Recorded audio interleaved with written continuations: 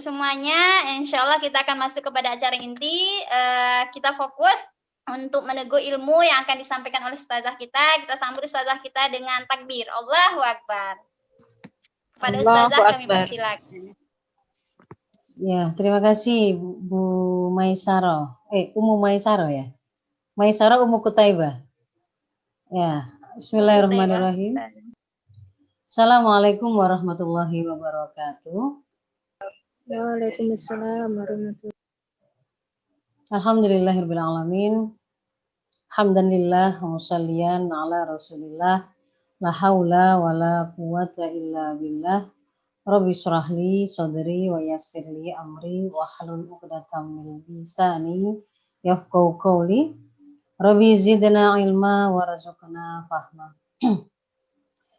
Ibu yang dimuliakan Allah, alhamdulillah pada pagi hari ini kita diperkenankan oleh Allah bertemu dalam sebuah majelis ilmu yang insya Allah mubarakah, karena ini adalah majelis, kalau yang digambarkan dalam hadis, salah satu dari surga-surga, taman-taman surga ya, yang di dalamnya itu disebut nama Allah. Kita tidak sekedar menzikirkannya dalam bentuk lisan, tetapi kita mengkaji hukum-hukum Allah yang akan kita gunakan untuk menjadi penerang, menjadi solusi dari persoalan yang kita hadapi, dari bisa menjadi petunjuk kita melaksanakan dan menjalankan berbagai amanah yang kita emban dalam kehidupan ini.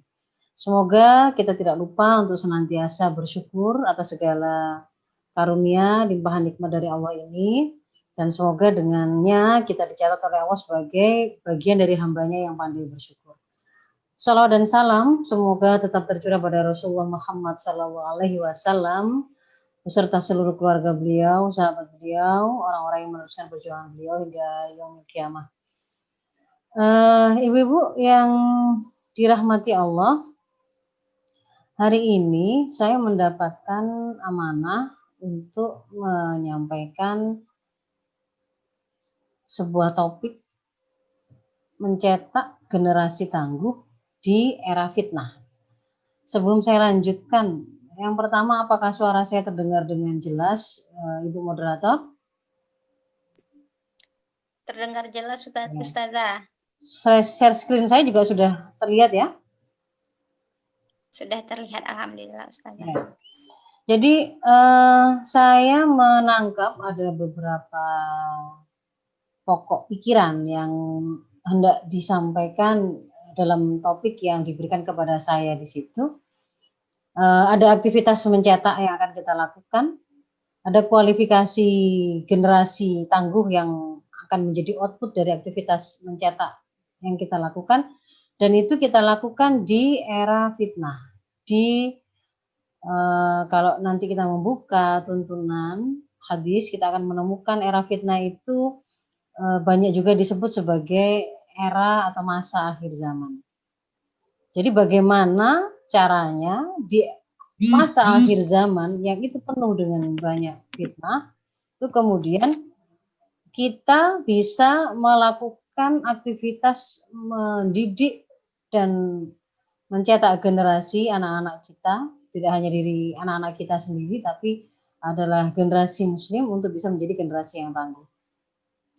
Nah, saya akan mengawalinya dengan memaparkan apa sih kabar yang diberikan oleh hadis-hadis Rasul atau dalil-dalil tentang fitnah di akhir zaman. Apakah yang dimaksud dengan fitnah tersebut? Ada perintah di dalam hadis yang diriwayatkan oleh Muslim, Rasulullah bersabda, badiru bil a'mali fitanan kakita'il lailil mudlimi yusbihur rajulu mu'minan wa yumsi kafiran au yumsi mu'minan wa yusbihu kafiran yabi'u dinahu bi'aradin minad dunya. Bersegeralah kalian untuk segera melakukan amal solih. Jadi ada unsur segera. Kenapa kok ada perlu kesegeraan itu? Karena akan datang sebuah masa penuh dengan fitnah, fitanan. Gambaran masa seperti fitnah itu seperti apa? Itu adalah singkat saja, seperti hanya sepotong malam yang gelap, yang bisa membuat seseorang yang tadinya dia itu seolah-olah atau karakternya itu adalah muslim, di pagi hari berubah jadi kafir di sore hari, atau sebaliknya, mulanya di sore hari dia beriman, di pagi hari dia menjadi seorang kafir. Jadi itu untuk menggambarkan sebuah kondisi yang ekstrim, ya, kondisi yang ekstrim terjadi perubahan yang ekstrim dari mukmin menjadi kafir menjadi mukmin dalam waktu yang singkat, dan itu adalah masa di mana disebut sebagai masa fitnah, ya. Dan kalau kemudian kita membuka apakah yang dimaksud dengan fitnah di sini, menurut Ibnu Arabi dalam Lisanul Arab, kita mendapatkan penjelasan makna dari kata fitnah itu adalah bisa al-ikhtibar, cobaan, bisa fitnah itu maknanya adalah ujian, bisa dia dalam bentuk datangnya dari anak-anak kita, bisa dalam bentuk munculnya atau hadirnya kekafiran, mungkin dari mukmin kemudian menjadi kekafiran tadi itu, bisa juga dalam bentuk perbedaan pendapat manusia, yang semuanya itu bisa mengantarkan manusia itu kemudian jauh dari kebenaran agama. Ya. Nah, kalau kemudian kita mencari penjelasan yang lain lagi tentang fitnah akhir zaman ini dalam bentuk apa saja, termasuk di dalamnya adalah banyaknya pembunuhan dan kematian.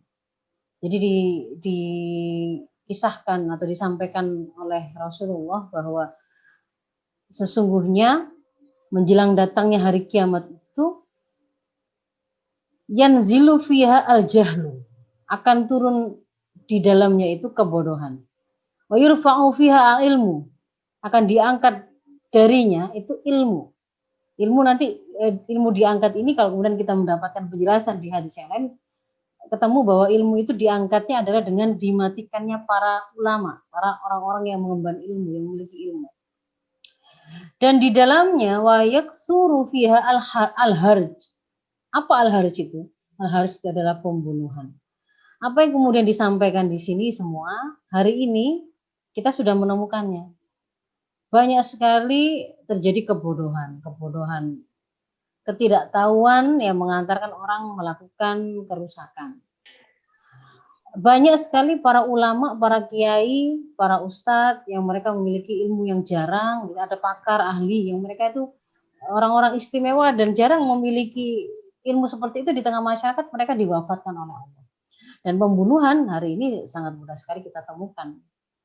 Kemudian yang lain lagi di antara tandanya, jadi ini menunjukkan bahwa masa inilah masalah fitnah itu, ternyata adalah Rasul menyampaikan terjadi banyak kematian mendadak. Ini mungkin kalau hari ini kaitannya dengan datangnya wabah, ya. Bahwa masjid-masjid itu lebih banyak dijadikan sebagai tempat melintas saja, tapi orang tidak melakukan sholat di sana. Jadi bahwa hari ini kita menemukan banyak masjid yang itu lebih berfungsi sebagai tempat rekreasi, ya, spot-spot foto, banyak yang melintas ke situ. Tapi ketika adzan justru mereka tidak ada yang masuk ke dalam masjid untuk kemudian melakukan sholat atau melakukan aktivitas ibadah di dalam masjid itu, tetapi hanya untuk tempat duduk-duduk atau jalan-jalan atau spot foto saja, rekreasi. Ini juga kita temui hari ini. Berarti memang ini adalah masa di mana yang kita sebut sebagai masa akhir zaman, dan di sini kemudian ada terjadi banyak fitnah. Yang lain lagi adalah ditambahkan selain diangkatnya ilmu yang sudah disebutkan tadi, tersebarnya kebodohan karena banyak orang yang kemudian tidak menguasai bagaimana tuntunan agama dalam hal ini. Ada banyak yang tidak tahu kalau menzinai anaknya itu adalah haram, ya. Kan ada itu di TV. Daripada kemudian dengan orang lain, dikiranya kalau dengan anaknya sendiri itu kemudian tidak apa-apa begitu. Kalau dengan orang lain itu baru haram. Ada yang menganggap bahwa memiliki orientasi seksual dengan sesama jenis itu juga bukan sesuatu yang terlarang, bukan sesuatu yang salah, bukan sesuatu yang rusak. Bahkan kemudian ada profesor dari kampus Islam yang kemudian berani mengatakan bahwa tidak ada di dalam Islam itu sebuah ketentuan harus orientasi seksual itu kepada lawan jenis. Karena yang disampaikan itu hanya Allah menciptakan berpasang-pasangan. Nah, pasangan itu bisa sesama jenis, bisa lawan jenis. Itu adalah kebodohan terhadap agama dan sudah tersebar kejahilan itu.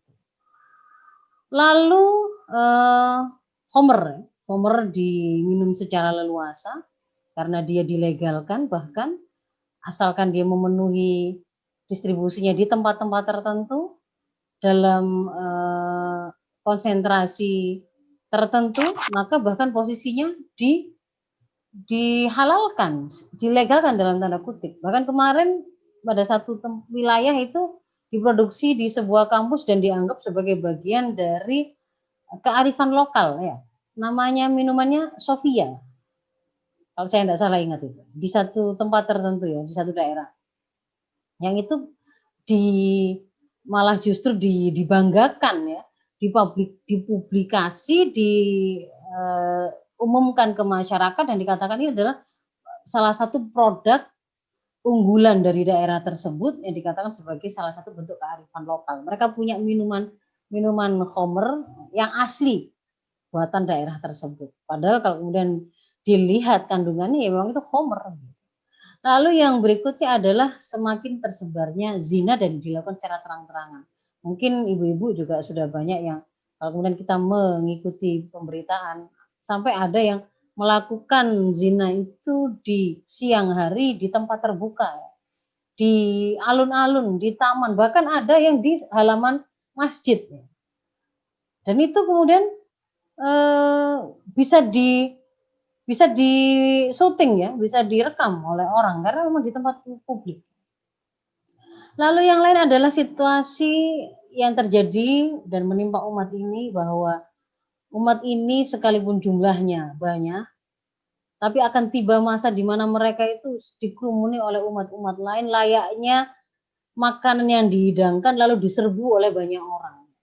Dengan penuh rakus umat-umat lain ini, musuh-musuh Islam itu menyerbu kaum muslimin, menyerbu negeri mereka, menjarah kekayaan mereka, menyantap apa yang menjadi kekayaan mereka, baik jiwanya gitu ya, memperkosanya, membunuhnya, mengambil hartanya, negerinya, kekayaan alamnya dan seterusnya dengan penuh rakusnya dalam bentuk penjajahan-penjajahan itu.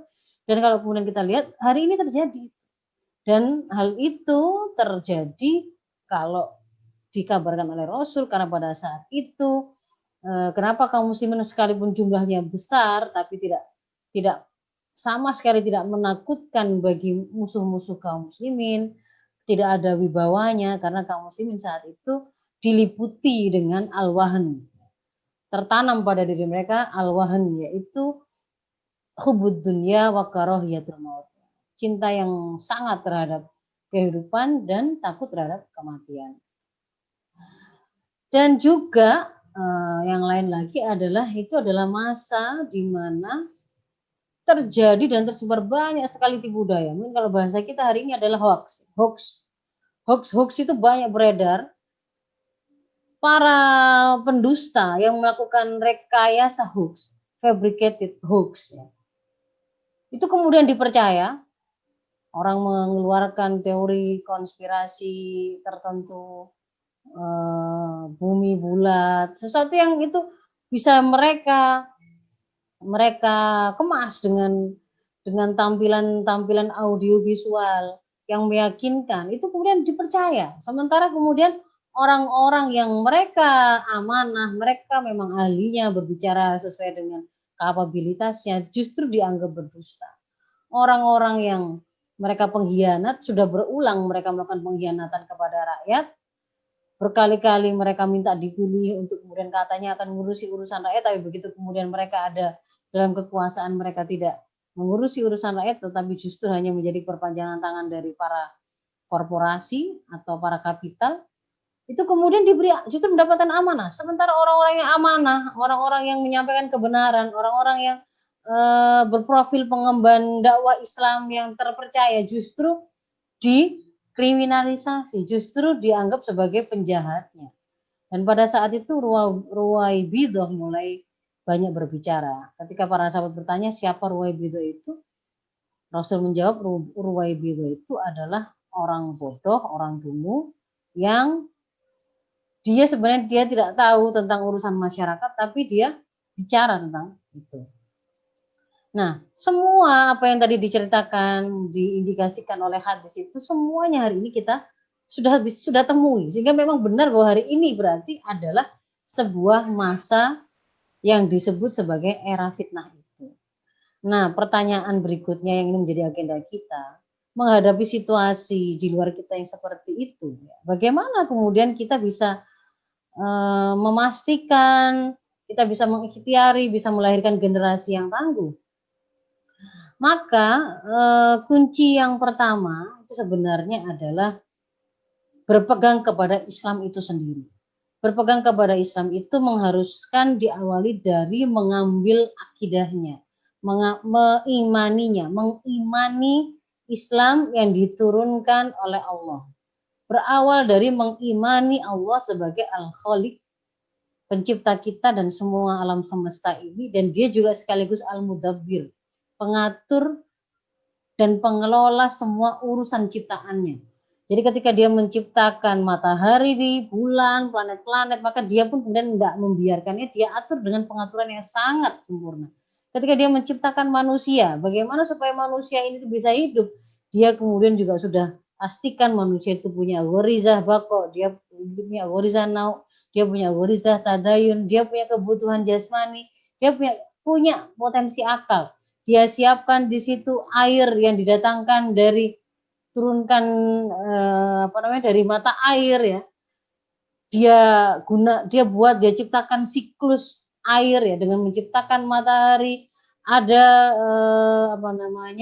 mekanisme penguapan berbentuk menjadi awan, disiapkan angin untuk menggerakkan hingga pada satu suhu tertentu, kemudian terjadi kondensasi, air turun membasahi bumi, menghidupkan tanaman-tanaman, itu akan menjadi makanan untuk manusia, juga hewan-hewan itu akan jadi rezeki untuk manusia.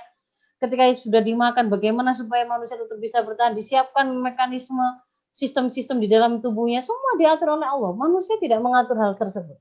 Allah sudah menciptakannya. Maka memang benar-benar bahwa Al-Khaliq adalah Al-Mudabbir. Dan ketika kemudian Allah sang pencipta dan pengatur kita itu kemudian mengatur hidup kita, maka Allah memberikan pengaturan itu dengan menurunkan risalah yang dibawa oleh Muhammad Rasulullah SAW dalam bentuk turunnya Al-Quran. Maka Al-Quran itulah risalah yang dibawa oleh Rasulullah, itulah syariat Islam, itulah jalan hidup yang sudah sempurna. Itu akan menjadi kunci yang kedua. Jadi yang pertama tadi adalah keterikatan kita kepada akidah Islam, akan mengantarkan kita ketemu dengan kunci yang kedua untuk bisa menjadi jalan keselamatan kita, yaitu kita terikat dan mengambil syariah itu sebagai jalan hidup. Ketika kemudian kita mengambil syariah Islam sebagai jalan hidup, maka sudah ada jaminan dari Allah, dijanjikan bahwa Islam itu sudah diturunkan dalam bentuk yang sempurna.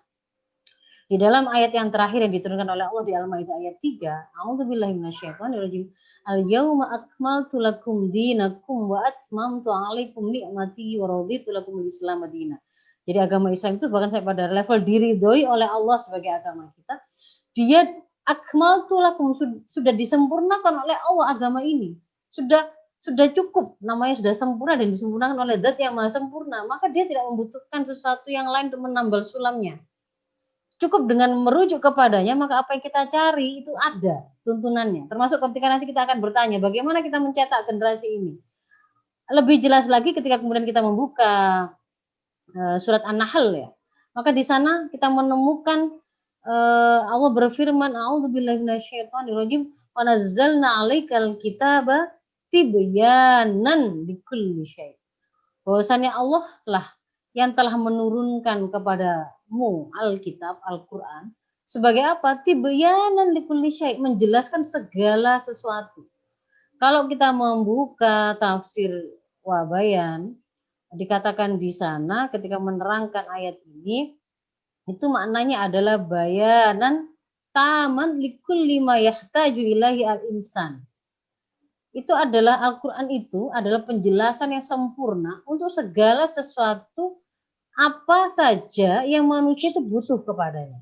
Jadi cukup, kita butuh apa? Kita butuh nanya bagaimana konsep bagaimana cara berpakaian yang benar dalam Islam. Mbak Asih, mohon di mute. Saya coba mute kok nggak berhasil ya. Akun Mbak Asih ya. Kemudian, jadi kalau kemudian kita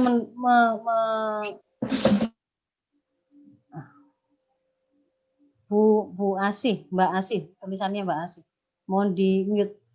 Mungkin kalau ada panitia yang jadi host, silakan di mute. Dibantu meng-mute. Yang lain para ibu-ibu yang baru bergabung langsung di mute saja ya. Jadi saya lanjutkan. Apa saja yang manusia itu butuhkan, maka sudah ada bayanan tamannya itu di dalam Al-Qur'an. Sudah ada penjelasannya di sana, sudah komplit, taman, sempurna penjelasannya. Kita membutuhkan penjelasan tentang bagaimana mengajarkan kepada anak cara bergaul yang bagus, yang benar, yang memuliakan. Ada penjelasannya di sana. Bagaimana kita bertanya atau kita membutuhkan sebuah penjelasan tentang bagaimana mengelola sumber daya alam misalkan, maka di sana pun sudah ada penjelasannya. Kita bertanya kapan kita seharusnya memaafkan satu kejahatan, kapan kita boleh menggunakan strategi meluruskan kesalahan anak dengan memukul atau dengan fisik, hukuman fisik, itu semuanya ada, jelas ada penjelasannya secara sempurna di dalam Al-Quran tersebut. Ini adalah gambaran singkat tentang kesempurnaan Islam, bahwa semua bentuk interaksi yang dilakukan oleh manusia, baik manusia itu kepada dirinya sendiri, tentang bagaimana cara dia berpakaian, bagaimana dia mau makan, minum, bagaimana dia mau menghiasi dirinya dengan akhlak, hubungan dia dengan Tuhannya dalam bentuk akidah maupun ibadah, maupun interaksi antara dia dengan manusia yang lain, semuanya itu ada pengaturannya secara sempurna. Dari kita bangun tidur sampai kita tidur lagi. Dari urusan kamar mandi sampai urusan pemerintahan atau politik. Dari urusan yang sifatnya personal sampai ke urusan sosial kemasyarakatan, semuanya ada. Bahwa dia itu adalah akidah, Islam itu adalah akidah akliyah yang basiku anhanidom, yang membuat Islam itu selain dia sama seperti agama lain dalam hal memiliki pengaturan-pengaturan yang mengatur masalah keakhiratan atau kespiritualitasan, akan tetapi dia juga memiliki kelengkapan pengaturan untuk kehidupan dunia, bagaimana mengatur ekonomi, bagaimana mengatur politik, bagaimana mengatur sistem pendidikan, sistem persangsian, sama komplitnya dengan ideologi-ideologi yang ada dan kita kenal hari ini. Jadi dia adalah agama sekaligus ideologi. Keduanya ada. Sementara yang ada hari ini di luar Islam itu, dia mungkin agama, tapi ternyata dia tidak memiliki pengaturan kehidupan. Atau kalau kemudian dia ideologi seperti kapitalisme dan sosialisme, dia tidak memiliki pengaturan rinci tentang agama. Kalau dalam Islam, ketika dia menjelaskan tentang syarat-syarat sholat, syarat sah sholat, apa saja yang bisa membatalkan wudhu, bagaimana gerakan-gerakan dalam sholat, tatibnya, dengan begitu rincinya, maka sama juga dia menjelaskan secara rinci pula bagaimana sebab-sebab kepemilikan dalam sistem ekonomi Islam. Apakah kemudian kepemilikan umum itu boleh dimiliki oleh perorangan, swasta atau asing? Boleh tidak kemudian misalkan BUMN itu dikuasai oleh sekelompok orang atau perorangan?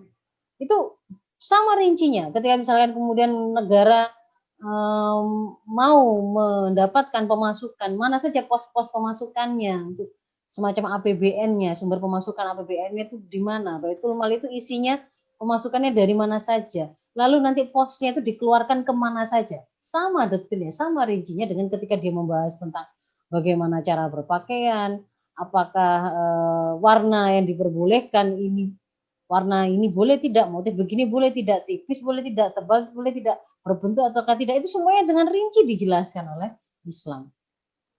maka dia merupakan sebuah sistem yang sempurna. Dan kita mendapatkan sebuah janji kalau sampai kita kemudian memegang Islam tersebut, maka Allah memberikan sebuah jaminan kita tidak akan tersesat dan kita tidak akan celaka. Sebaliknya, kalau kemudian kita berpaling dari peringatan Allah, peringatan ini adalah sebenarnya adalah syariah yang diturunkan oleh Allah. Aturan-aturan yang kemudian diberikan oleh Allah agar kita taati, itu kemudian kita berpaling darinya, maka itulah yang akan mengantarkan kita pada menghadapi kehidupan yang sempit, ma'isyatan dongka. Dan implikasinya tidak hanya di dunia, ternyata kita juga nanti nahsyuruhu yaumal qiyamati a'ma. Kita akan dikumpulkan pada hari kiamat dalam keadaan kita. Sebaliknya kalau kita menerapkan Islam, maka ini akan menjadi rahmat bagi seluruh alam. Itu dari situ dilahirkan sebuah kaidah haitsu ma yakunu syara'u takunu maslahah. Di mana ada syarat yang diterapkan di sana, syariat yang diterapkan di sana, maka akan dirasakan atau akan dilahirkan kemaslahatan, yaitu terasakannya atau teraihnya sebesar-besar kemanfaatan dan kebahagiaan dan tercegahnya sebesar-besar kerusakan. Dan kita juga dijanjikan keberkahan yang itu bermakna tetapnya dan bertambahnya kenikmatan dan kebaikan. Berkah itu adalah ziyadatun nikmah wa ziyadatul khair, ya. Tetap dan bertambahnya kenikmatan dan kebaikan pada kita itu dilekatkan oleh Allah pada saat kita menjadikan keimanan dan ketakwaan itu sebagai sandaran. Mau rumah tangga itu barokah, maka iman dan takwa yang harus jadi sandaran. Membangun rumah tangga tadi atas dasar iman dan menjalaninya senantiasa dalam koridor rambu-rambu ketakwaan.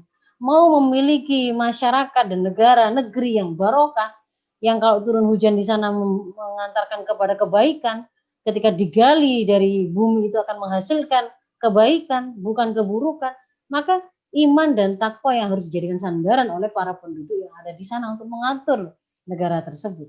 Pada semua levelnya, keberkahan itu lekat kepada iman dan takwa yang kita jadikan sebagai sandaran. Nah, kalau kemudian kita kaitkan dengan proses pendidikan anak yang mau kita lakukan, pun demikian. Karena anak ini adalah sebenarnya bukan milik kita, dia statusnya adalah hanya amanah atau titipan, ya, yang diberikan oleh sang pencipta anak itu kepada kita. Kita diberikan oleh Allah, dititipi oleh Allah anak-anak kita, generasi yang kemudian nanti akan kita pertanggungjawabkan. Ketika diminta kembali amanah itu, kita akan ditanya oleh Allah bagaimana, apakah kita sudah menjalankan amanah kita sesuai dengan aturan main yang diberikan oleh yang menitipkan, seperti maunya yang menitipkan. Karena amanah maka harus sesuai dengan arahan atau mau sang pemberi amanah, bukan mau kita. Karena itulah kemudian kita wajib dan harus kemudian membaca bagaimana tuntunan dari sang pemberi amanah tersebut. Dalam hal ini adalah Allah Subhanahu wa taala, dan kita akan membuka tuntunan dalam Al-Qur'an atau syariah yang diturunkannya. Maka kita akan mendapatkan beberapa prinsip dalam pendidikan anak atau generasi. Yang pertama tentang visinya. Visi ini kaitannya dengan output generasi seperti apa yang harusnya kemudian kita hasilkan dari proses pendidikan yang kita lakukan. Yang pertama adalah visi penciptaan manusia, bahwa manusia itu kalau dalam Adz-Dzariyat 56 Allah katakan wa ma khalaqtul jinna wal insa illa liya'budun, bahwa manusia itu diciptakan hanya untuk beribadah kepadanya. Jadi dia menjadi hamba Allah, menjalani seluruh episode hidupnya. Nanti anak kita, generasi yang kita cetak, yang kita bina itu menjadi hamba-hamba Allah yang siap untuk melakukan ketaatan di muka bumi ini sebagai hamba yang diciptakan oleh Allah. Juga bahwa ketika Allah menciptakan manusia pada surat Al-Baqarah ayat 30, ketika Allah menciptakan manusia pertama kali, yaitu Adam, Allah berfirman, berkata kepada para malaikat, wa idh qala rabbuka lil malaikati inni ja'ilun fil ardi khalifah, bahwa maksud dari Allah menciptakan Adam, yaitu manusia, itu ternyata adalah untuk menjadi seorang khalifah fil ard. Khalifah itu adalah pengganti dari Allah untuk mengelola bumi sesuai dengan aturan atau mau Allah yang digantikan, yang digantikan oleh manusia yang diciptakannya untuk mengelola bumi sesuai dengan aturan main atau maunya Allah. Lalu yang kedua, kita diminta untuk memelihara fitrah dari anak-anak kita yang ketika Allah lahirkan itu dalam keadaan fitrah. Bahwa di dalam hadis-hadis tentang fitrah, ma min mauludin illa yuladu alal fitrah, gitu ya. Tidaklah dilahirkan anak-anak itu kecuali semua berdiri atas fitrah. Fitrah itu adalah kecenderungan untuk mengimani Allah dan taat kepada aturan yang diberikan oleh Allah.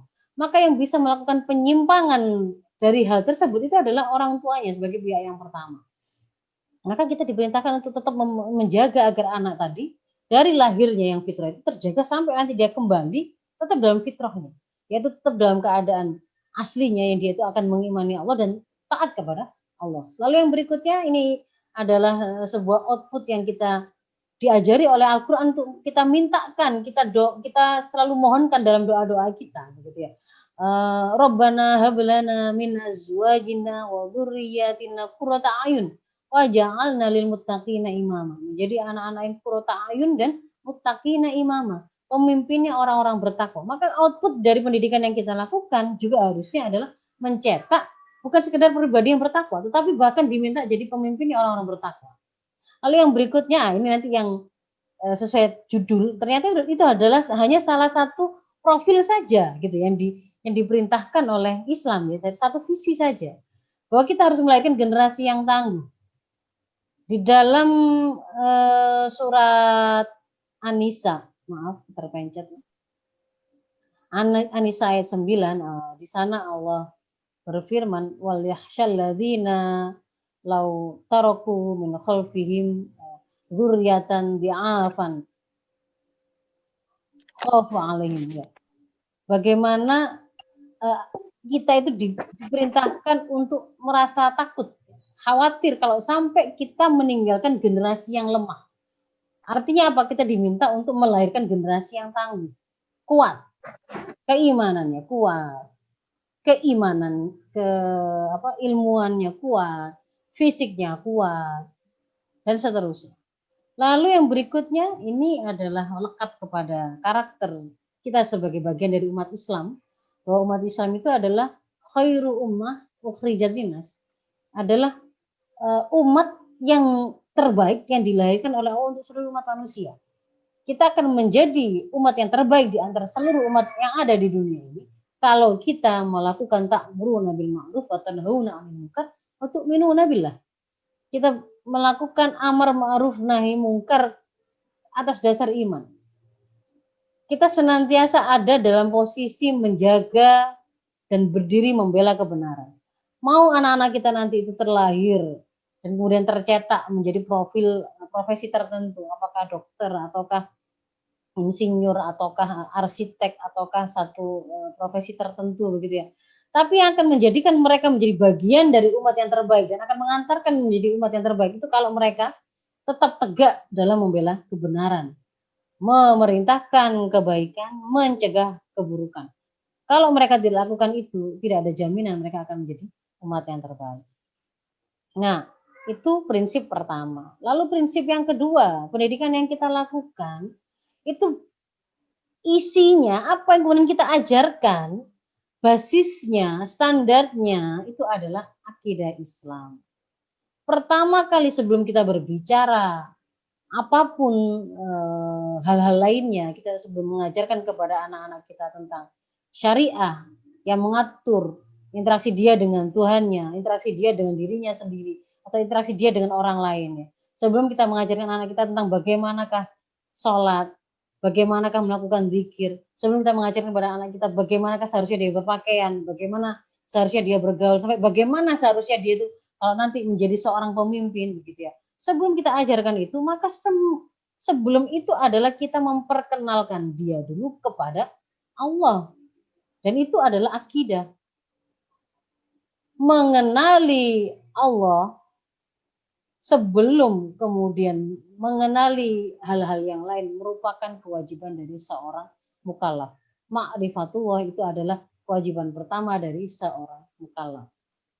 Maka berbasis akidah. Ini juga disampaikan dengan jelas oleh banyak ulama dalam kitab-kitab yang mereka tulis, adalah misalkan seperti Imam Al-Hafidz Al-Baihaqi dalam kitabnya Al-I'tiqad wal Hidayah ila Sabilir Rasyad Al-I'tiqad. Beliau mengatakan salah ini ya. Awwalu ma yajibu 'alal 'abdi ma'rifatuhu wal iqraru bih. Hal pertama yang wajib bagi seorang hamba adalah dia mengenal Allah dan mengakui Allah sebagai sebagai dengan sifat-sifatnya, dengan segala sifat ketuhanannya. Demikian pula seperti yang disampaikan oleh Imam Al-Asy'ari bahwa awwalu wajib 'alal mukallaf wa al-ma'rifah. Kewajiban pertama bagi seorang mukallaf, orang yang terbebani hukum, akil dan baligh, itu adalah mengenal Allah. Dari situ maka semua konten-konten pendidikan itu akan kita susun. Kita akan standarisasi, akan kita hukum. Jadi tidak selalu maksudnya berbasis akidah itu kontennya itu berarti harus diambil dari akidah Islam, enggak. Boleh kemudian itu diambil dari ilmu pengetahuan, sains dan teknologi, atau mungkin juga dari thaqafah ghairu Islam. Tetapi standarisasinya itu adalah akidah Islam. Misalkan kalau itu adalah thaqafah ghairu Islam, boleh diajarkan tidak oleh di dalam sistem pendidikan Islam. Oh boleh, tetapi dia hanya boleh diajarkan dalam level pendidikan tinggi dengan sebuah proses penyampaian atau penyajian sebagai sesuatu pemikiran salah yang dikritisi dan ditunjukkan kesalahannya. Jadi bukan kemudian diajarkan sebagai sebuah kebenaran. Boleh kemudian di dalam level pendidikan tinggi di kampus itu diajarkan tentang sistem ekonomi kapitalisme, tetapi dalam konteks untuk ungkap, ditunjukkan mana-mana itu merupakan kesalahan dan kesesatannya dan apa yang kemudian akan mengatakan pada kerusakan, bagaimana yang benar, begitu. Nah, yang ketiga, prinsip yang ketiga dalam pendidikan yang kita lakukan adalah bahwa pendidikan itu dari sisi pelaku Allah letakkan memang orang tua adalah pihak yang paling bertanggung jawab atas pendidikan anak-anaknya. Jadi pendidikan itu berbasis orang tua. Tadi dari hadis tentang anak-anak itu dilahirkan oleh Allah dalam keadaan fitrah, maka kedua orang tuanya lah yang ternyata sampai bisa melencengkan dia dari fitrahnya. Maka itu menunjukkan bahwa orang tua itu yang akan menjadi pihak yang paling bertanggung jawab. Seorang ibu sebelum orang lain, sebelum guru-guru lain bisa mengajari anaknya, maka anak itu sudah bisa dia sentuh dengan sentuhan pendidikannya sejak dia dalam kandungan, yang dia bawa kemana-mana sebagai bagian dari tubuhnya. Seorang bapak dia bisa menyiapkan pendidikan untuk anaknya sejak dia memilih calon ibu untuk anaknya. Seperti apa ibu yang akan dia siapkan untuk kemudian menjadi pendidik pertama dan utama bagi anaknya. Maka kedua orang tuanya memang yang paling bertanggung jawab. Sekalipun pada perjalanannya nanti itu orang tua akan menghadirkan guru-guru lain sesuai dengan tahapannya, tapi penanggung jawab pendidikan anak tetaplah orang tua. Yang keempat, prinsip berikutnya adalah pendidikan itu dilakukan berbasis usia. Jadi yang berlaku di sini bukan cepet-cepetan, bukan semakin cepat berarti pasti itu semakin bagus, atau semakin muda seorang anak itu menguasai banyak hal berarti itu semakin bagus, tidak. Tetapi pendidikan itu dilakukan sesuai dengan usianya, sesuai dengan tahapannya. Jadi bukan kemudian kalau misalkan anak usia 3 tahun kita paksa bisa membaca supaya lebih cepat dia menguasai, lalu kita katakan itu yang pasti lebih baik, enggak. Kalau perlu dipaksa dengan melakukan tindakan fisik sebagai hukuman, apakah itu kemudian baik? Tidak. Jadi di sini ada basis usia yang kemudian oleh Islam ternyata ada tuntunannya sendiri. Kita mengenal di dalam Islam itu memang ternyata usia ini itu selalu dijadikan juga sebagai patokan untuk menentukan misalkan konten tuntutannya, ya, tuntutan pengajarannya, bahan ajarnya. Misalkan ketika Allah berbicara mengajarkan kepada kita tentang mengajari anak untuk ketika memasuki kamar orang tua. Itu dibedakan antara ketika mereka masih belum balik dan ketika mereka masih anak-anak. Ketika mereka ketika Islam mau menjatuhkan hukuman pada seorang anak dilakukan oleh negara, maka dilihat dulu apakah dia terkategori sudah balik ataukah belum. Jadi diperkenalkan istilah ada anak-anak, ada ghairu mukallaf, ada mukallaf. Ada anak-anak, ada yang sudah balik. Ada juga ini ya, misalkan contohnya sampai disebut tahunnya. Misalkan ketika Islam mengajarkan kepada kita tentang mengajarkan anak sholat. Rasul memerintahkan muru auladakum bis sholah wahum abna'u sab'i sinin. Perintahkan kepada anak-anak kalian itu sholat ketika mereka saat itu berumur 7 tahun. Wadribuhum 'alaiha wa hum abna'u 10 sinin. Dan kalian boleh pukul mereka kalau meninggalkan sholat tersebut ketika mereka berusia 10 tahun. Kita di sini dikaitkan juga dengan pemisahan tempat tidur. Ternyata itu dikaitkan dengan usia. Ada batasan usia tertentu yang kemudian diajarkan di sana tentang menjatuhkan sanksi. Sanksi yang berupa fisik itu kapan dimulainya? Ternyata ditetapkan juga dengan usia. Ketika Islam menerangkan tentang ukuran kapan seorang itu dianggap sudah bertanggung jawab dan kapan dia itu dianggap belum bisa bertanggung jawab, yaitu ukuran mukallaf, ternyata adalah diperkenalkan anisobi hatta yahtalima. Ada istilah ihtilam di sana.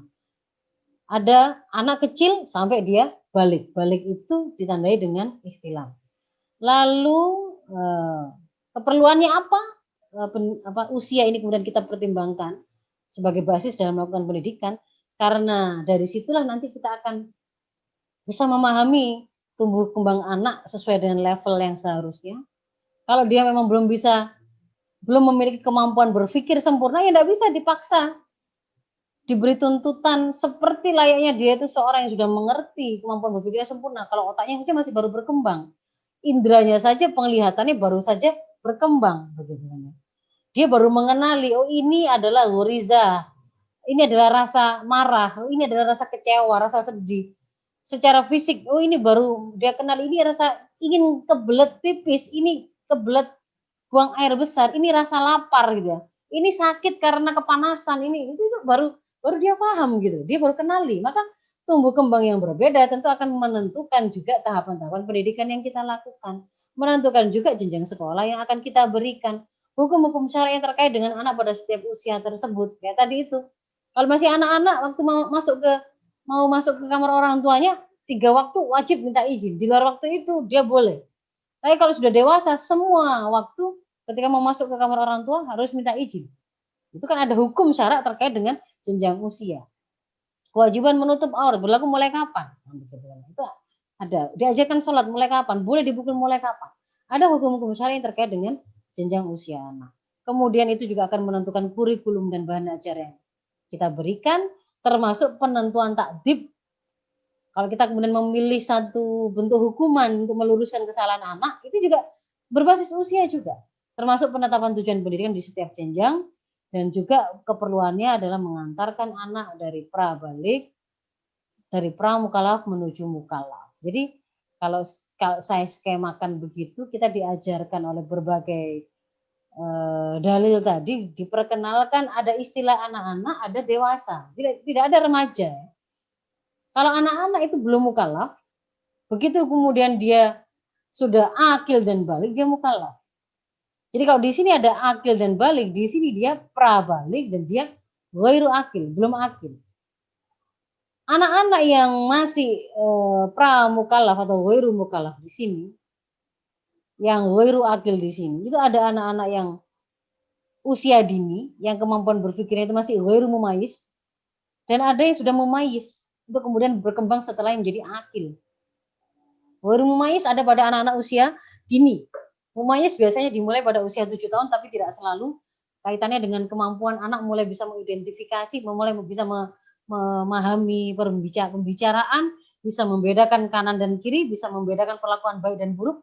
Itu kan misalnya kalau kita bicara hukum pasca orang tua yang bercerai, anak ikut siapa? Itu kan ada tuntunan dari hadis itu. Kalau anak itu usia dini, pasti dia menjadi haknya ibunya. Tapi ketika anak sudah mumayyiz, yaitu dia bisa membedakan beda perlakuan baik dan buruk, siapa di antara keduanya yang kemudian dia merasa lebih baik perlakuannya, dia boleh memilih. Anak yang menentukan. Nah, jadi ini adalah pendidikan berbasis usia. Nah, ini beberapa penjelasan tentang mumayyiz itu. Jadi mumayyiz itu tadi ya bisa membedakan mana benar, mana salah, mana yang bermanfaat untuk dirinya, mana yang bisa membahayakan, mana perangai baik, mana perangai buruk. Dia bisa mendengar percakapan, memahami sebuah pemikiran yang disampaikan, itu tamyiz ya, mumayyiz orangnya. Tapi dia tidak selalu kalau pakai patokan usia mutlak pada usia 7 tahun tidak. Tapi kesepakatan ulama itu ada kaitannya dengan kemampuan untuk membedakan tadi itu, memisahkan tadi itu, memberi keistimewaan. Jadi bukan pada angka umurnya, umur tahunnya. Karena bisa jadi ada anak yang memayyiz lebih awal dari 7 tahun, ada yang mungkin lebih lama dari itu. Nah, jadi ini tidak terikat dengan usia tapi dengan sifat tertentu. Silakan nanti dibaca sendiri yang berikutnya. Jadi kalau kemudian itu dari sisi berbasis usia ya, mumayyiz. Kalau kemudian yang berikutnya akil itu kemampuan mengakal itu tidak semata-mata merujuk kepada otak, karena sebenarnya kemampuan berpikir itu melibatkan 4 komponennya. Ada fakta yang ditangkap oleh indera, karena indera itu adalah bagian dari susunan saraf yang berupa sensorik untuk menangkap rangsang, akan dilanjutkan ke susunan saraf pusat yaitu otak. Dan di sana dia hanya akan bisa difahami kalau ada informasi yang digunakan untuk menafsirinya. Anak menangkap gadget gitu ya, gambaran gadget HP. Kalau dia tidak pernah diberitahu bahwa yang seperti ini bentuknya, pipi begini, kalau dia ketok-ketok itu seperti ini, kalau dia sentuh, dia raba itu permukaannya seperti ini, kalau dinyalakan akan bunyi begini, kalau dia lihat dibuka bisa begini. Ini namanya HP, diberi informasi itu maka dia akan tahu, dia akan paham. Jadi akil itu adalah meliputi ini semua. Pada anak usia dini otaknya mungkin belum sempurna perkembangannya, masih berkembang terus dari 0 sampai 2 tahun itu 50%, sampai ke 8 tahun itu menjadi 80%, dan sisanya sampai 18 tahun 100% itu mempengaruhi kepada akilnya tadi. Usia 7-8 tahun tadi kan kira-kira sudah 80%, tapi belum 100%. Tapi harus diingat bukan semata-mata otaknya, tapi di situ kalau kemudian dia tidak pernah diberikan sebuah informasi-informasi yang dia butuhkan untuk memikirkan atau menafsiri fakta apapun, tidak pernah ada sakofa-sakofa Islam yang diberikan untuk membuat dia bisa bersikap pacaran itu boleh ataukah tidak, membuka aurat itu boleh ataukah tidak, berkata kasar kepada orang tuanya itu boleh ataukah tidak pernah ada informasi itu, dia tidak akan mengerti. Jadi akil ini pun dipersiapkan, bukan sekedar ditunggu. Sementara kalau balik ini adalah ada alamatul bulughnya, ada tanda alamat anak itu sudah balik atau belum. Paling tidak itu adalah ini. Kalau perempuan, kalau keduanya ihtilam. Ihtilam itu pernah mimpi basah gitu ya. Pernah mengalami rangsangan terhadap organ-organ reproduksinya, tumbuh rambut kemaluan, laki maupun perempuan, dan kalau perempuan itu ditandai dengan sampainya dia itu pada kematangan organ reproduksinya itu adalah ditandai dengan sudah pernah haid atau pernah melahirkan. Nah, itu maka kalau kemudian kita cermati, kalau tujuan pendidikan Islam dalam sistem pendidikan Islam itu ujungnya adalah membentuk 3 karakter ini, yaitu dia ijadus sahsia Islam, dia menguasai anak-anak itu menguasai sains teknologi, skill kehidupan, dan membentuk profil pengemban amanah tertentu selama menjalani hidup Ada yang jadi dokter, ada yang jadi guru, ada yang jadi pekerja, dan seterusnya begitu tadi.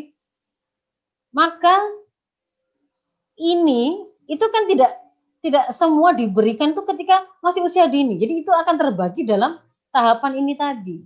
Di usia dini singkatnya itu adalah proses kita sedang mempersiapkan bahan baku sebelum kita membangun, sebelum kita melakukan proses pembangunannya di Jatuh Asia Islamnya. Kita siapkan dulu, kita stimulasi semua potensi yang dia punya. Potensi otaknya, akalnya, potensi nalurinya, potensi kesehatan fisiknya, ya.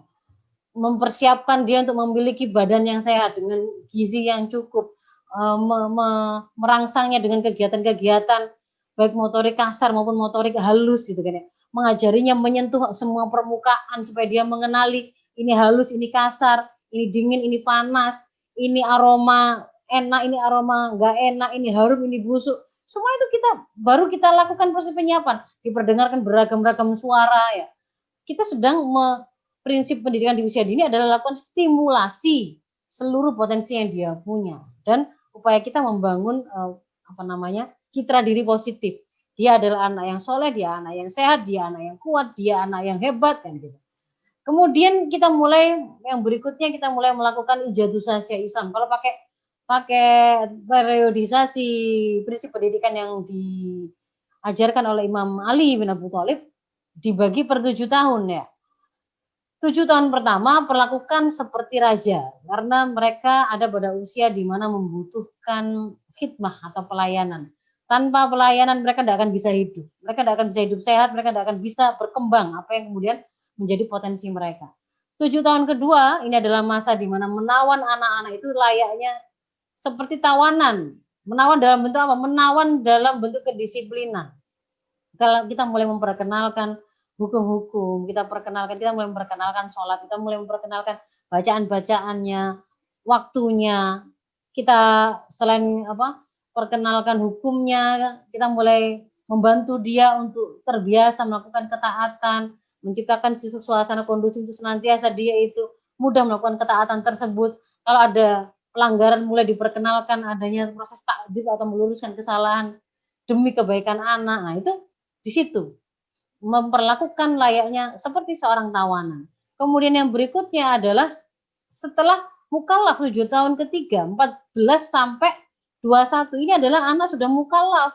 Ini sudah terbangun, sudah terbentuk sasya Islamnya, siap untuk kita kuatkan, kokohkan, kita hebatkan menjadi orang-orang yang akan menjadi pemimpin di tengah-tengah masyarakatnya. Maka ini memang tidak bisa dilakukan sendiri.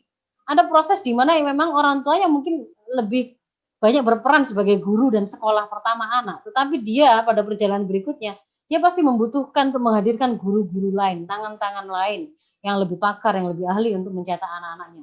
Kita menginginkan profil ulama sebagai output dari pendidikan anak kita. Tentu kita harus mempertemukan mereka dengan para masyayikh, para ulama gitu ya. Karena mungkin kita bukan ulama. Kita ingin mencetak anak kita sebagai dokter gitu ya. Maka di situ butuh juga sebuah proses dan sarana prasarana yang mendukung. Mereka harus ketemu dengan berbagai macam praktikum ya.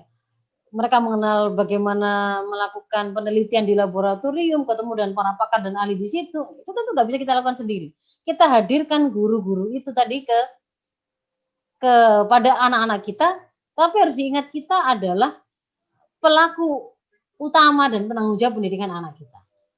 Ya, jadi ini tadi sudah saya terangkan, prinsip anak usia dini, stimulasi dan optimalkan semua potensinya. Pada 7 tahun kedua adalah kita melakukan Ijazah Sasya Islam sebelum mukallaf dia sudah selesai.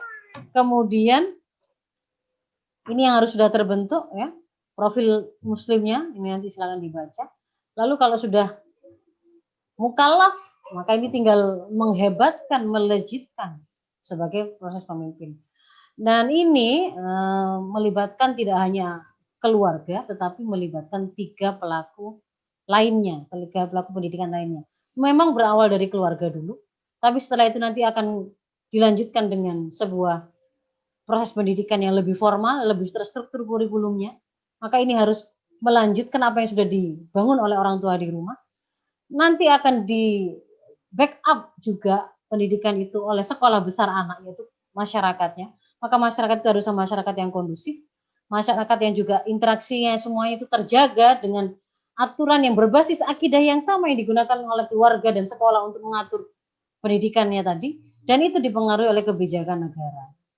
Negara ini adalah negara yang dia memang kompatibel untuk menerapkan syariah Islam atas dasar akidah Islam. Jadi di sini kalau kita kaitkan dengan membangun generasi yang tangguh tadi, tidak bisa sendirian, tidak bisa hanya mengandalkan peran orang tua dan di rumah, tetapi ada faktor supra keluarga yang harus juga kita lakukan. Kita juga perlu bekerja sama dengan sekolah-sekolah, guru-guru lain. Misalkan kalau yang hari ini yang mengadakan acara ini adalah apa? Rumah Tahfidz Gemilang ya. Itu kalau sang ownernya mengatakan itu bagian dari ikhtiar untuk mewujudkan generasi tangguh, mungkin membersamai orang tua yang kesulitan untuk mengajari anaknya melakukan tahfidz atau mendekatkan anak-anak pada Al-Quran, padahal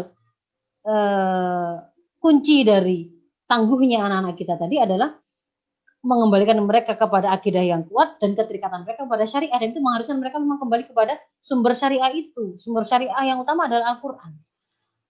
Jadi itu yang bisa saya sampaikan untuk pengantar diskusi pada pagi hari ini. Saya mohon maaf kalau ada hal kurang berkenan. Aku minkum. Assalamualaikum warahmatullahi wabarakatuh. Saya kembalikan pada moderator. Waalaikumsalam wabarakatuh.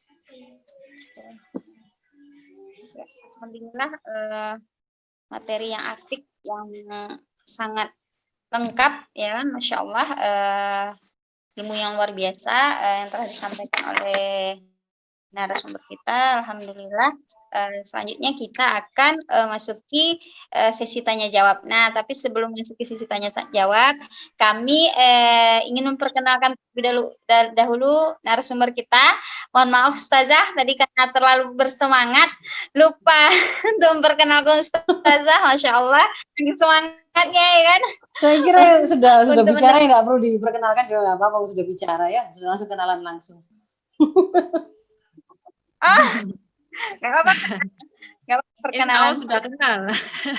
Insya Allah sudah kenal ini.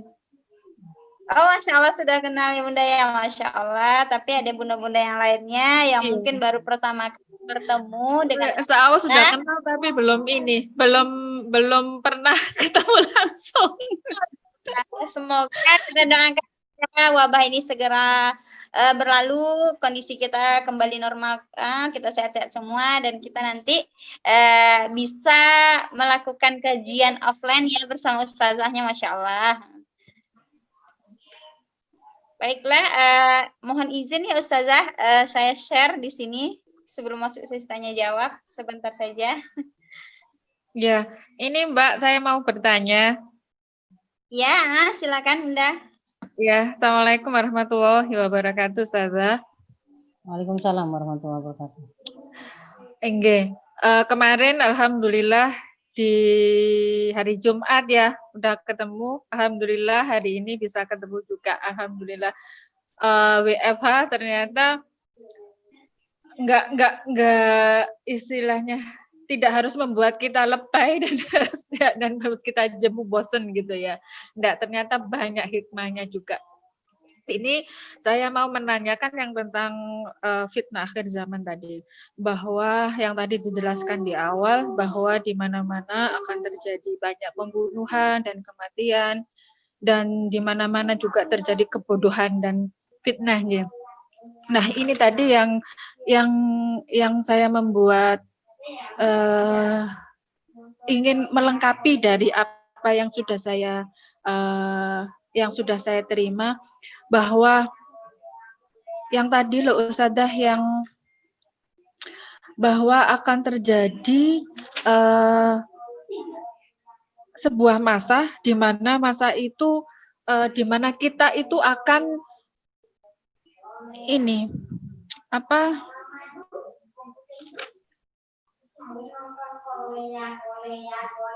kita itu seperti apa ya, yang seperti makanan yang siap dilahap oleh para pemangsa gitu loh, dimana semua orang itu akan ke kita, akan mencapi-capi kita, akan yang tadi ini saya tulis tapi kok nggak Ini sudah saya tampilkan yang mana yang Ibu cari. Nanti materi akan saya share seperti biasa setiap kali saya ada forum. Insya Allah presentasi saya akan saya upload ke channel Telegram saya. Nanti akan saya berikan ke panitia ya. Silakan nanti di-share ke para peserta. Kalau mau nyari sendiri channel Telegramnya channel Faiza Rosyida Channel. Nanti dicari sendiri boleh. Baik. Nah, itu gini Ustazah. Jadi hadis ini sepertinya itu sudah terjadi di negara kita. Semua negara-negara sudah mencabik-cabik, sudah sudah menjajah lah harta kekayaan kita, bahkan akidah kita pun, bahkan semuanya lah, hampir semuanya itu sudah menjajah kita. Nah, apa yang harus kita lakukan, apa yang harus kita tanamkan kepada anak-anak kita? Pertama tadi sudah disampaikan. Nah, yang menjadi kadang itu yang menjadi saya kesulitan, Ustazah.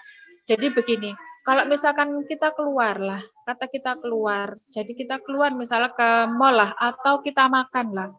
Jadi di situ kadang itu saya itu bingung menjelaskan ke anak-anak.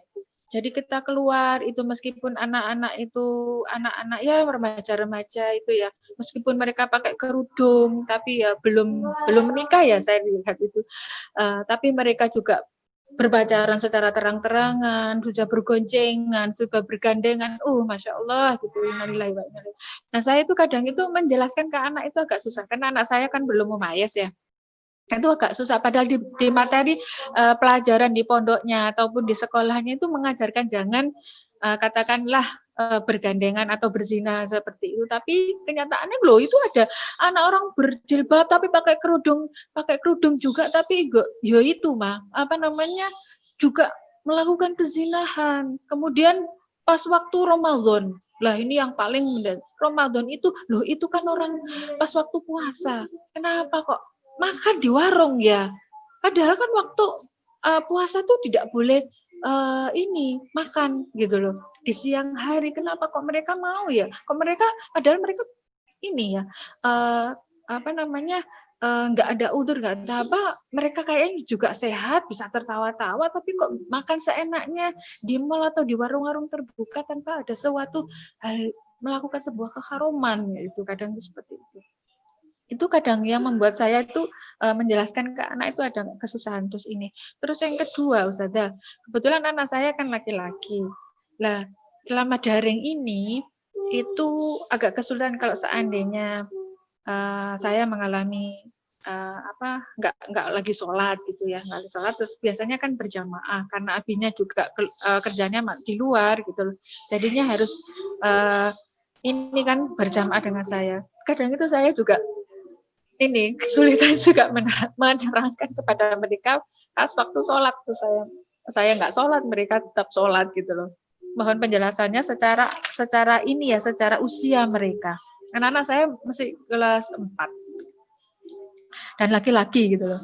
Nah itu aja sih Ustazah, mungkin nanti saya tambahkan, bisa saya japri nanti ya Ustazah kalau seandainya kurang pertanyaannya mungkin saya ada yang kurang paham gitu, bisa saya japri ya Kak Ustazah.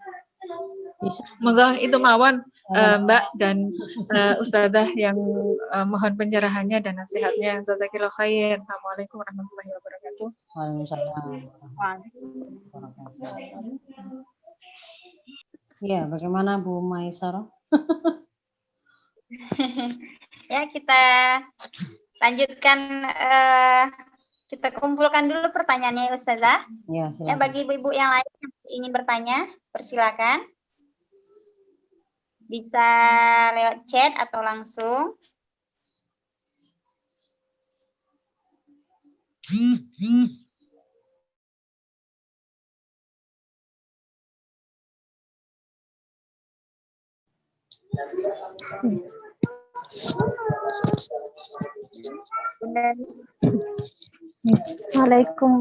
Assalamualaikum warahmatullahi wabarakatuh. Waalaikumsalam warahmatullahi wabarakatuh. Bu Nikmah dari Iya, dari Lamongan, Jawa Timur.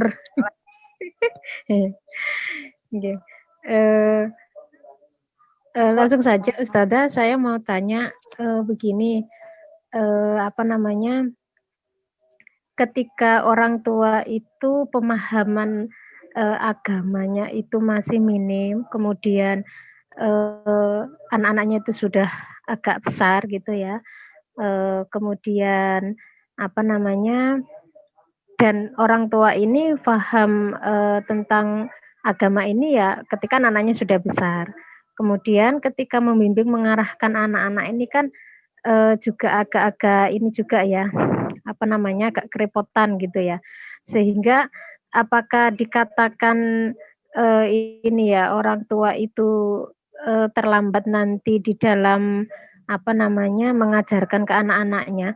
Ini anak-anaknya nih bervariasi ini Ustazah ya. Ada yang masih balita, ada yang sudah SD, ada yang sudah SMP gitu ya, sehingga orang tua ini agak kesulitan. Nah, kemudian banyak yang mengatakan begini ya, inilah mengkaitkan dengan hadis yang dijelaskan Ustazah tadi ya, mungkin ini dikatakan zaman apa namanya, akhir zaman gitu ya, atau fitnah gitu ya, sehingga anak-anak sekarang ini sulit sekali untuk kemudian dikendalikan dan juga dinasehati gitu ya, kita nasehati sepatah dua patah, nanti patah kata nanti jawabnya bisa apa namanya, berpatah-patah kata gitu, maksudnya bisa banyak kalimat seperti itu. Nah, pertanyaan saya itu tadi, apakah dikatakan di dalam mendidik itu ada kata terlambat gitu Ustazah ya, ataukah ini memang yang harus disalahkan ini ya, apa ini kondisinya akhir zamannya, atau memang ini orang tuanya yang memang ada salah pola asuh dari orang tuanya sendiri ketika dulu dididik oleh orang tuanya. Nggih. Insyaallah itu. Terima kasih. Assalamualaikum warahmatullahi wabarakatuh. Waalaikumsalam warahmatullahi wabarakatuh. Ya, kita cukupkan mungkin dua pertanyaannya aja dulu, karena tadi dari Bunda Fatihah ada dua sekaligus ya pertanyaannya. Yang pertama itu bagaimana ya mendidik anak sesuai usia tadi ya. Di era fitnah ketika orang tuanya mengatakan pacaran itu haram, tapi di luar dia melihat faktanya lain. Nah, kemudian ketika yang kedua tadi bagaimana menjelaskan kepada anak laki-laki ketika kita sebagai ibunya itu tidak sholat gitu ya kan, bagaimana menjelaskannya seperti itu Ustazah, dipersilakan. Ya, jadi sebenarnya tadi sudah saya sampaikan ya, semua pendidikan tadi yang bagus itu adalah memang berbasis usia, sehingga materi atau konten pelajaran dan target-target dari satu pemahaman tertentu yang harus disampaikan itu memang ada leveling atau batas usianya.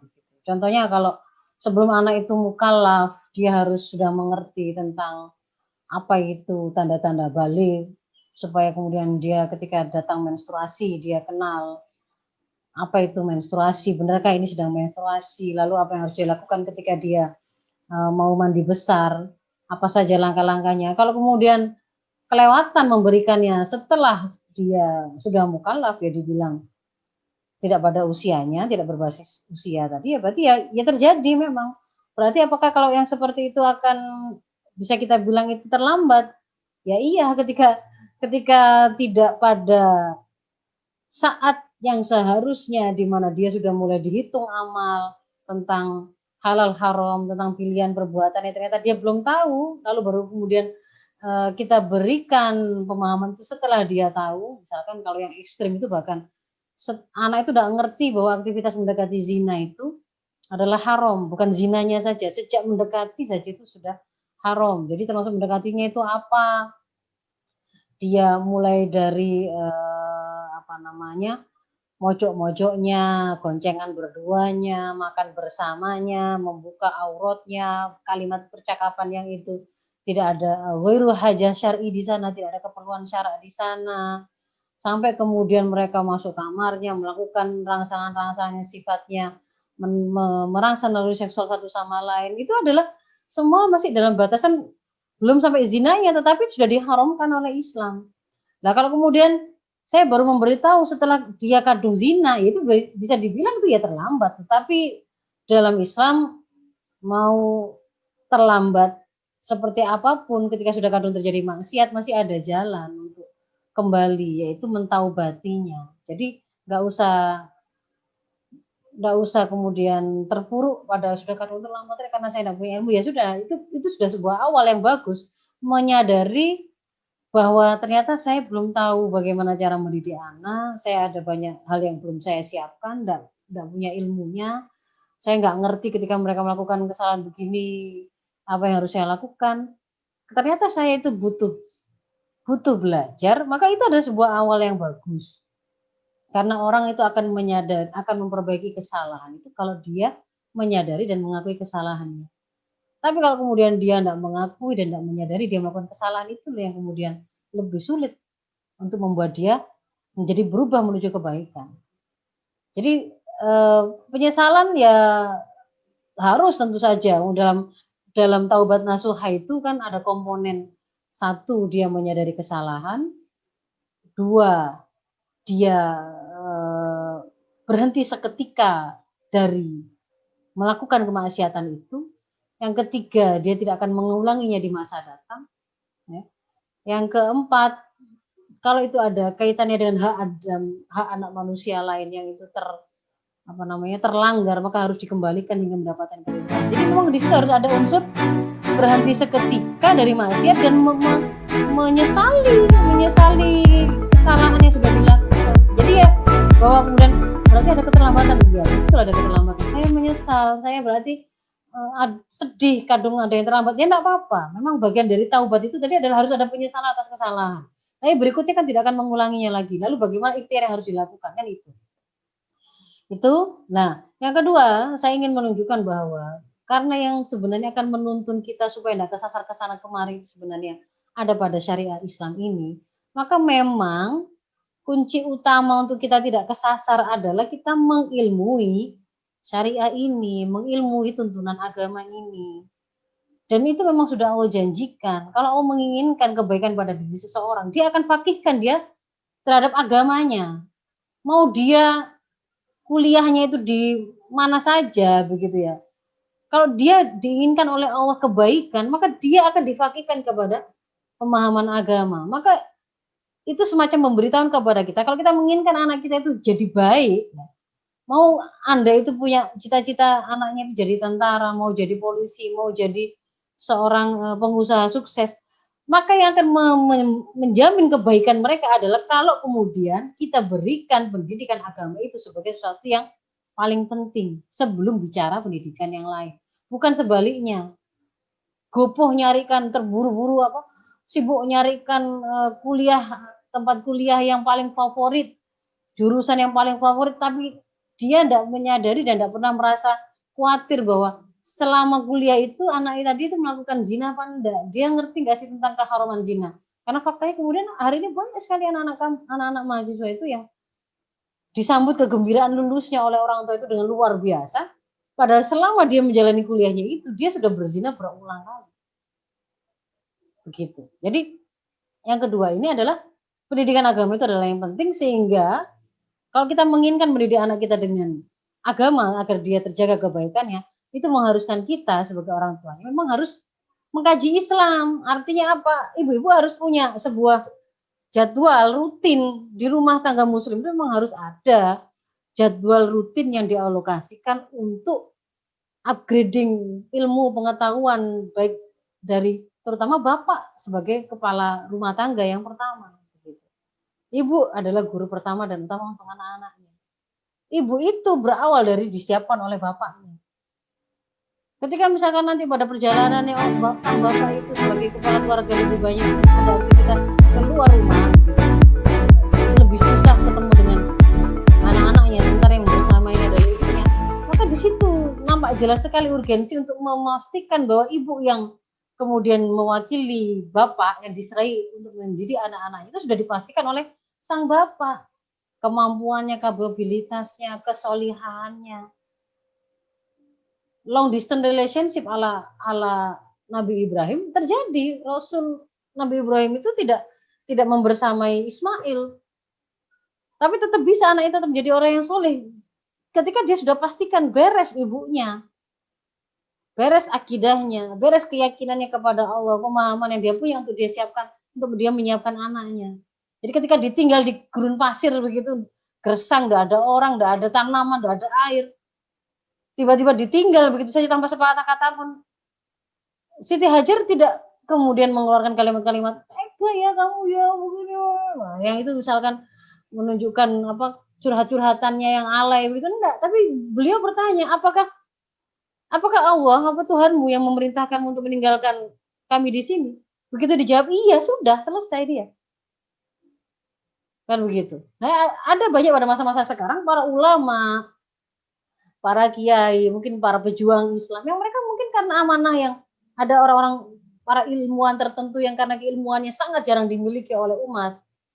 Dia mungkin dua di seluruh dunia keahliannya, membuat dia akhirnya memang ada amanah lain yang harus dia tunaikan di tengah masyarakat yang membuat dia mungkin lebih jarang bertemu anak-anaknya. Tapi ketika kemudian dia pastikan bahwa keluarnya dia tidak sempatnya dia bertemu dengan anak-anak itu adalah juga dalam rangka ketaatan kepada Allah, dan dia pastikan ibunya itu juga dalam kemampuan untuk mendidik anaknya, mewakili bapaknya yang karena kebaikan juga dia tidak bisa bertemu ya tadi, maka itu bisa tetap jalan. Jadi nanti sebenarnya Islam itu punya penjelasan itu ya macam-macam gitu ya. Mau cari apa itu ada. Ketika akhirnya terpaksa menjadi single fighter karena bercerai juga ada nanti contohnya, ada teladannya. Misalkan Imam Syafi'i, itu kan ibunya juga seorang apa namanya? Imam Syafi'i itu yatim sejak dalam kandungan. Ya kan? Jadi semuanya itu sebenarnya ada penjelasannya. Ketika orang tua itu utuh, ketika kemudian akhirnya ditinggal yatim atau meninggal salah satu ya, yatim atau piatu salah satu ketika anak masih kecil, bagaimana? Atau ketika kemudian bercerai di tengah jalan, semua sebenarnya ada. Ketika ada long distance relationship itu ada semua penjelasannya. Nah, tinggal kita mencari tahu. Nah, kalau ibu-ibu ingin apa namanya ya, saya memfasilitasi kalau ibu-ibu ingin mengikuti kajian saya yang sifatnya rutin, nanti mungkin bisa dicatat nomor ini. Ini bukan nomor saya, ini adalah nomor admin dari kajian Muslimah Tangguh ya. Mungkin bisa dicatat, biar saya nggak lupa. 0813 3206 1392. 0813 3206 1392. Sebentar, anak saya minta dipakaikan celana. Ya, jadi itu adalah admin apa namanya untuk kajian rutin yang saya asuh. Selama ini masih online karena kita memulainya di masa wabah. Mungkin kalau ke depan mungkin bisa offline. Dan dari situ nanti akan kita fasilitasi ketika ibu-ibu ada yang menginginkan pengajian yang sifatnya rutin membentuk kerangka berpikirnya. Masuk saja ke situ dulu, nanti ikuti ritme yang ada di sana. Itu mungkin juga yang tadi mau konsultasi, silakan ke situ dulu saja. Masalah nanti ketemu dengan saya di sana nomornya bisa jadi akan ketemu, dan cara menjawab saya belum tentu secara wapri, dan kalau saya boleh menyampaikan kalau wapri untuk konsultasi ya saya harapkan sabar, tidak kemudian sekarang WA dan sekarang juga maunya dijawab. Ketika kemudian merasa sudah tercentang 2 dan sudah biru sudah dibaca kok nggak dijawab-jawab, lalu kemudian WA lagi, kok dibaca tok Ustazah begitu. Nah, sempatnya buka atau untuk membaca sebentar sekilas belum membaca sungguhan begitu ya. Jangan kemudian sudah langsung protes begitu. Kalau yang tipe begitu malah enggak saya baca nanti. Nah, biasanya ada kalanya kemudian saya akan menjawabnya dalam bentuk saya angkat topiknya itu untuk dalam bahasan rutin yang ada di situ supaya lebih longgar kesempatan menjawabnya. Nanti kalau yang tidak bisa diwakilkan baru mungkin bisa dilanjutkan dalam pertemuan yang berbeda begitu. Itu untuk awalannya. Lalu itu sekaligus untuk menjawab pertanyaan yang Bu Nikma tadi ya tentang terlambat atau tidak. Jadi tidak masalah kalaupun terlambat, tapi kalau misalnya memang kemudian sudah terlambat dan sudah ditaubati, maka memang kita harus mengejarkan, tidak apa-apa, mengejarkan sesuatu yang sebelumnya harusnya sudah dimiliki oleh anak kita pada batas usia tertentu, ternyata kok belum, berarti ada konsekuensi, kita harus mengejarkan. Artinya kemampuan yang harus dimiliki pada usia saat itu tetap kita sempurnakan, plus yang kemarin masih kurang-kurang itu kita kejarkan.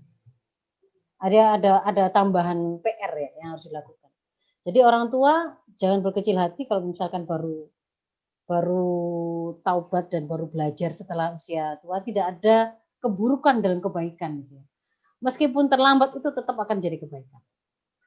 Terus pada Bu Fatihah Surabaya tadi, gimana caranya mengajarkan anak-anak kita ketika situasi seperti ini?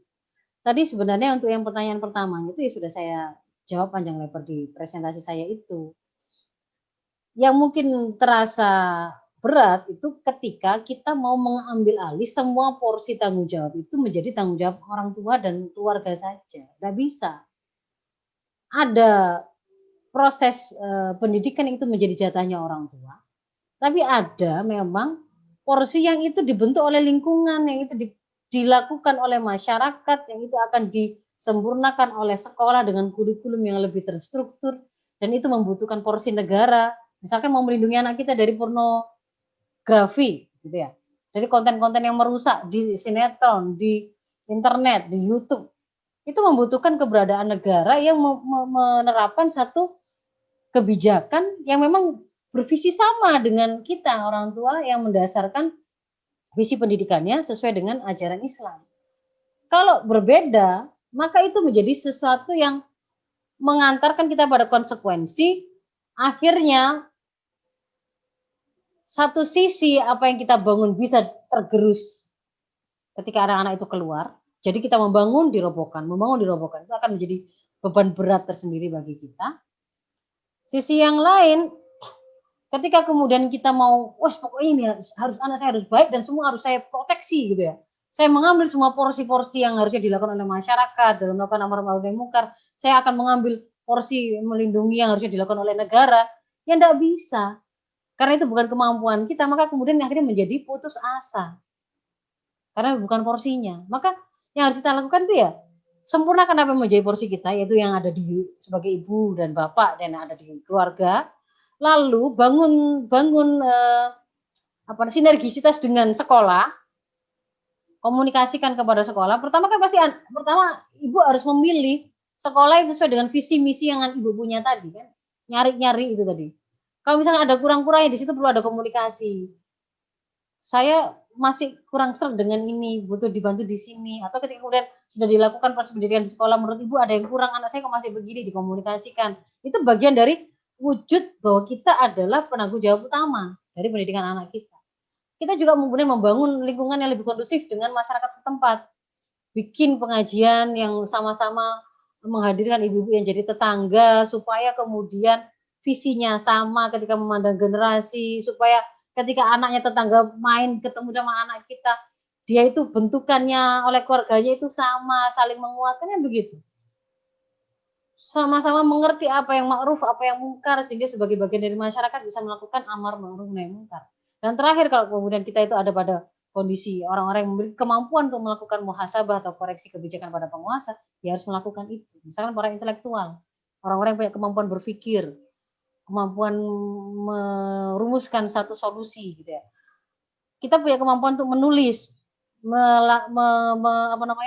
menggalang satu opini, ya boleh. Sekarang itu sosmed itu bisa menjadi ajang dakwah dan mengharuskan satu opini kebaikan tertentu, maka bisa dilakukan. Saya nggak bisa nulis, ikut banyak kelas-kelas penulis online, ikuti itu. Nah, kalau kemudian itu untuk yang pertama. Yang kedua, bagaimana yang ngajari anak tentang mengenalkan anak bahwa saya itu ada haid, bahwa nanti tanda-tanda mukalaf itu mungkin ada balik, alamatul buluh itu seperti apa. Sebenarnya gampang saja, sampaikan itu sesuai dengan faktanya, apa adanya, sesuai dengan bahasa yang mereka bisa pahami, sesuai dengan kebutuhannya. Mereka bertanyanya sampai level mana, maka itulah yang kemudian kita terangkan dengan bahasa yang paling mereka mudah pahami. Jangan khawatir dan jangan tercekat, jangan merasa gugup atau merasa bingung. Tapi kan ini yang saya terangkan tentang sebuah reproduksi. Ketika apa yang kita sampaikan itu kita kemasnya dalam bentuk penyampaian informasi sebagai ilmu pengetahuan, maka tidak ada ketabuhan di sana. Justru kalau kemudian tidak, dia mendapatkan informasinya itu justru dalam sebuah kondisi atau suasana yang itu merupakan erotisme gitu ya. Jadi dia ternyata lahirnya bayi, jadinya janin itu adalah ketika dia tuh taunya itu ketika misalkan dia nonton film porno, itu kan dalam konteks, dalam suasana yang memustiri horizontalnya. Tetapi kemudian sebelum itu dia sudah pernah mendengar dan mengenal apa itu spermatozoa, apa itu sel telur, spermatozoa itu dimiliki oleh laki-laki, sel telur dimiliki perempuan, sel telur itu perempuan itu kemudian mengalami menstruasi. Yang itu suasana penyampaian informasinya adalah ilmu, maka biasa gitu. Saya memiliki anak kalau yang sekarang, yang anak yang kecil itu belum 5 tahun, dia sudah paham saya itu haid. Jadi kalau kemudian Umi ini sedang haid apa enggak? Kalau enggak, kalau sedang haid ya kita akan tinggal gitu. Maksudnya dia bertanya begitu tuh, ini jamaah dengan abinya dengan dia itu, ya kalau saya haid ya dia akan tinggal gitu. Itu belum 5 tahun sudah ngerti. Bahkan kita kemarin karena dia kalau ngaji itu ada ngaji Quran itu sendiri yang itu membaca saja Qurannya dan hukum-hukum tajwidnya dan seterusnya. Tapi karena dia tuh selalu ingin tahu setiap apa yang dibaca, dia harus paham artinya, maka ada sesi sendiri dia membaca Quran dalam tafsirnya gitu. Nah, itu yang mengajarkan adalah saya. Ketika kemudian membahas tentang ada kemarin ayatnya itu tentang Allah menciptakan manusia itu dari air mani yang terpancar. Dia bertanya, air mani itu apa? Di situ memang jelas-jelas tersebut kalimatnya di dalam Al-Quran tadi.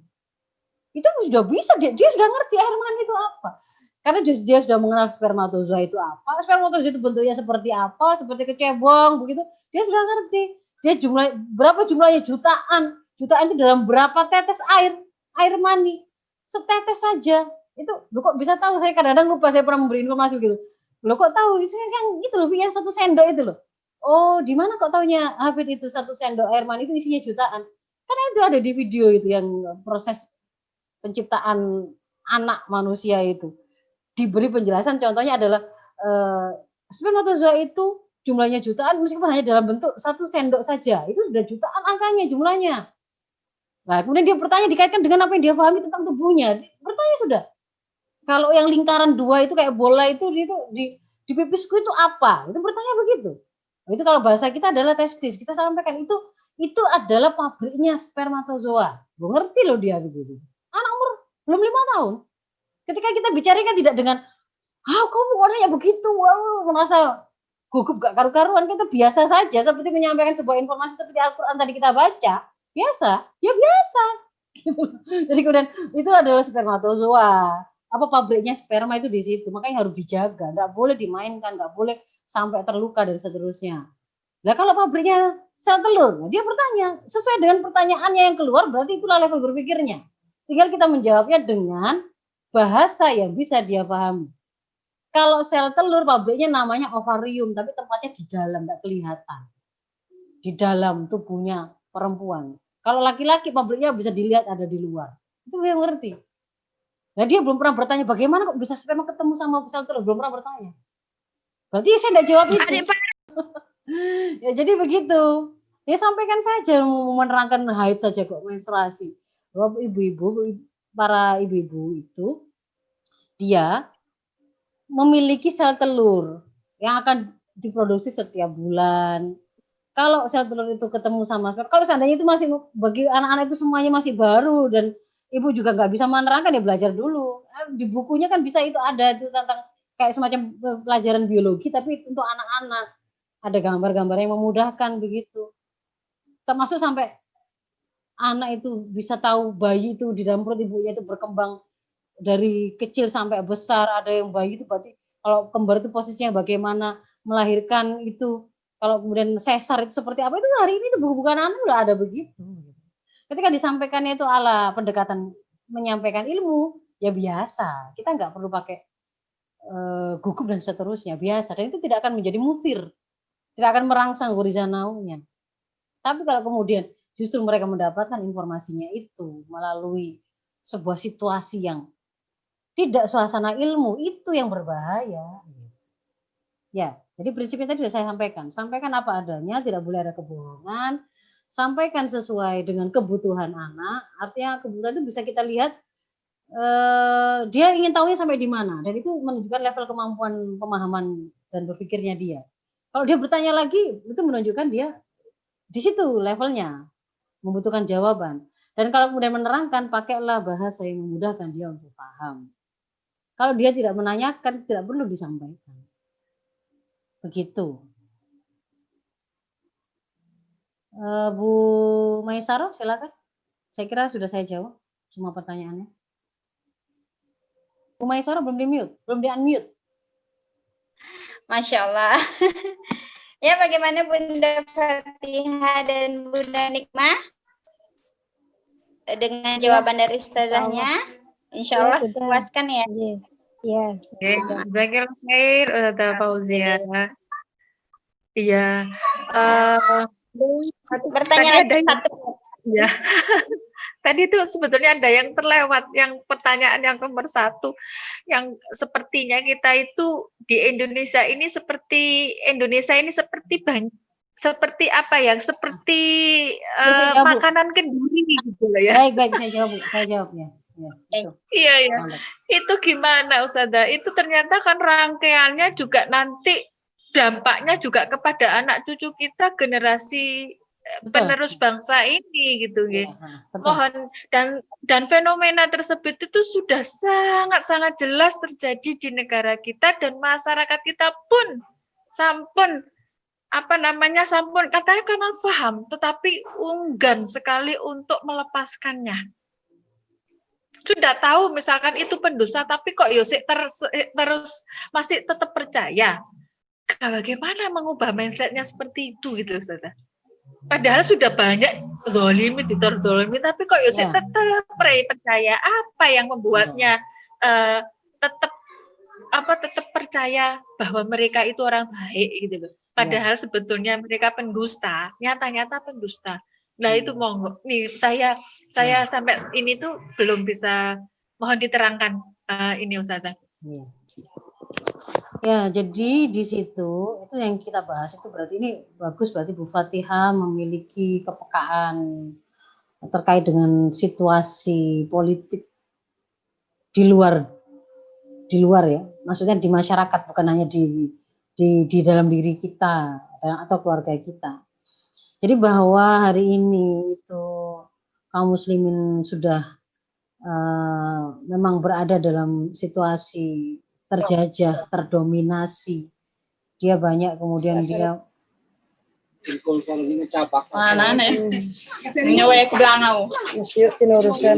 kayaknya terpencet ini beliau. Bu. Saya.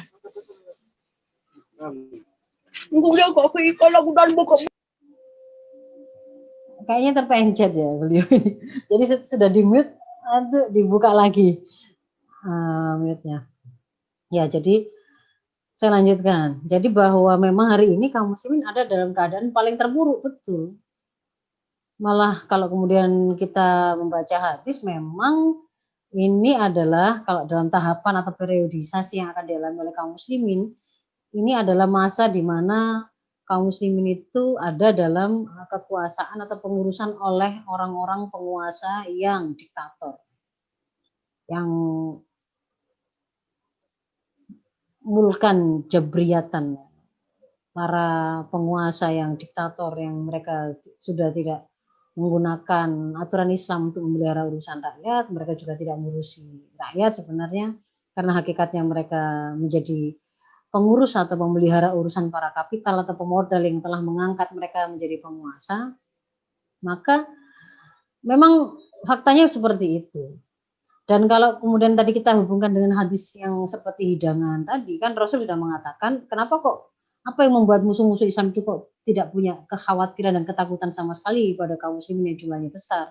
Karena mereka tertanam pada diri mereka penyakit wahan, hubbud dunya wa karahiyatul maut, ya.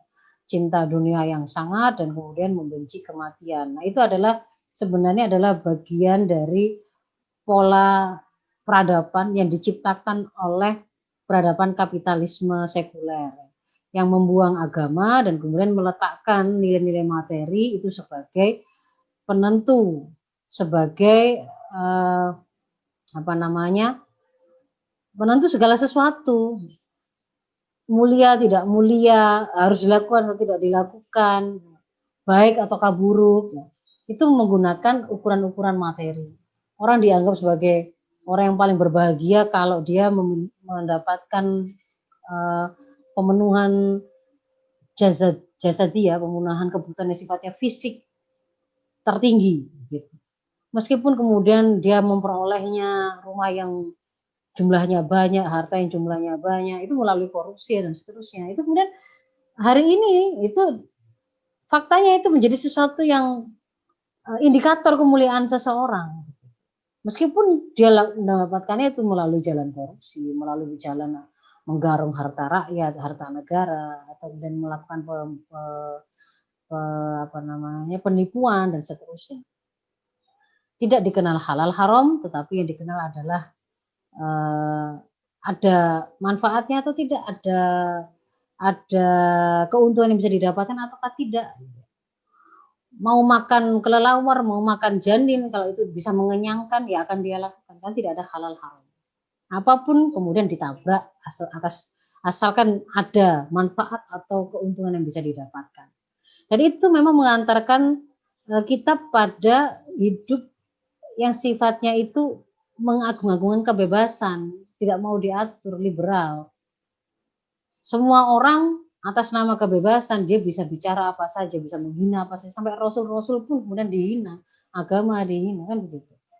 Dan itu harus kita pahami karena pemikiran yang rusak ini tadi, sekularisme, kapitalisme, liberalisme, termasuk gaya hidup hedonisme yang mengagung-agungkan hidup hanya untuk senang-senang karena tidak ada akhirat, dia tidak meyakini pertanggungjawaban di akhirat, tapi pokoknya golek senengi saja, sehingga kemudian yang dilakukan itu lebih banyak untuk mencari kepuasan-kepuasan materi, ya. Kalau bisa berzina dengan banyak orang, kenapa kemudian harus menikah dengan satu orang yang membosankan? Maksud sampai mati hanya satu orang, gitu.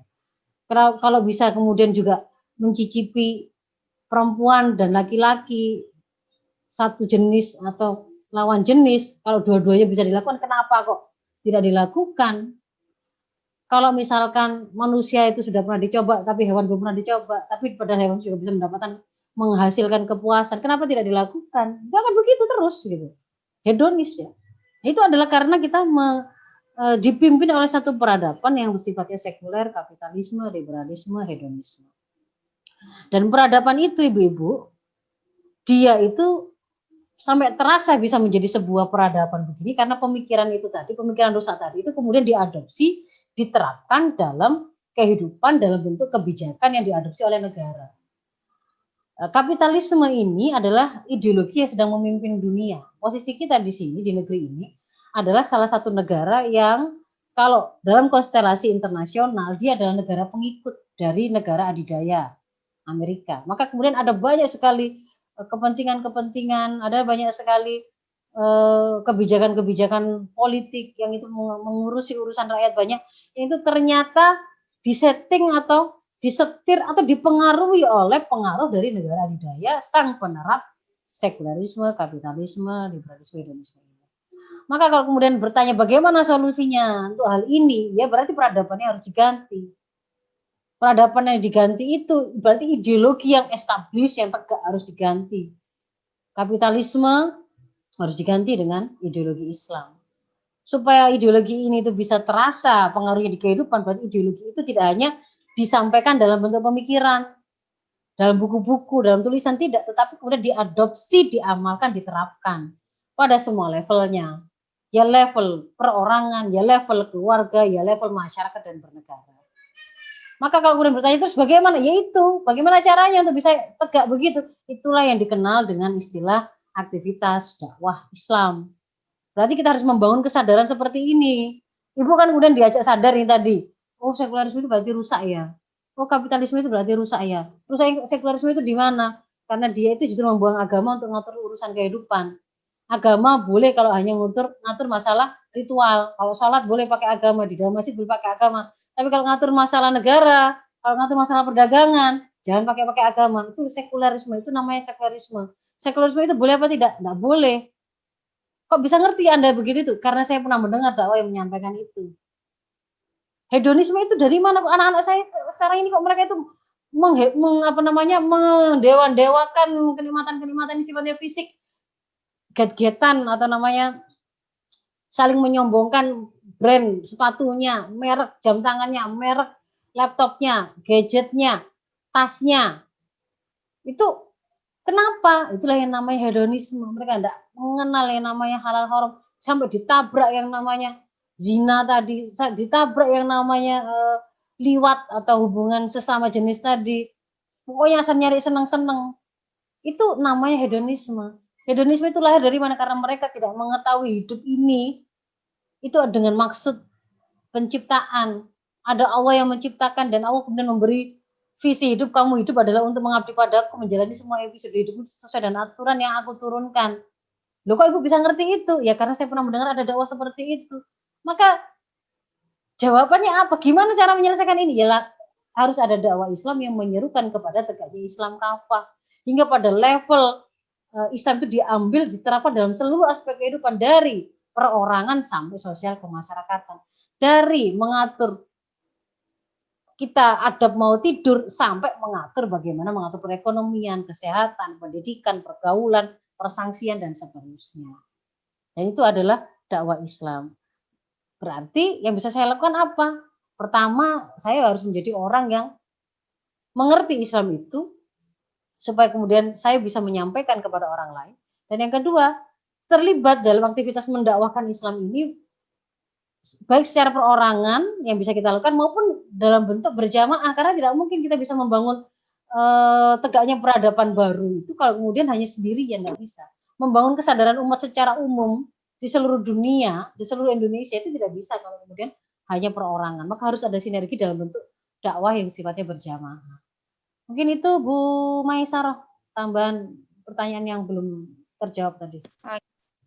Masya Allah ya, sekalian penutup ya Ustazah, dan penutupnya itu Masya Allah memang kita harus mengkaji Islam, kemudian mengamalkannya, mendakwahkannya di tengah-tengah masyarakat tentunya agar terwujud cita-cita mulia kita, dan kita pun tidak seperti sekarang sangat berat dalam mendidik generasi ini untuk menjadi generasi tangguh, karena memang saat ini kita di dalam sistem kapitalisme ini yang sangat rusak. Baiklah, terima kasih atas penjelasan Ustazah dan pemaparan materinya dan pertanyaan yang sudah dijawab yang dengan jelas, Masya Allah, luar biasa. Dan sekarang waktunya sudah menunjukkan jam 11. Kami ucapkan kepada Ustazah terima kasih banyak, syukron, jazakillah khair. Semoga apa yang Ustazah sampaikan hari ini dapat kami amalkan dan menjadi amal jariah untuk Ustazah.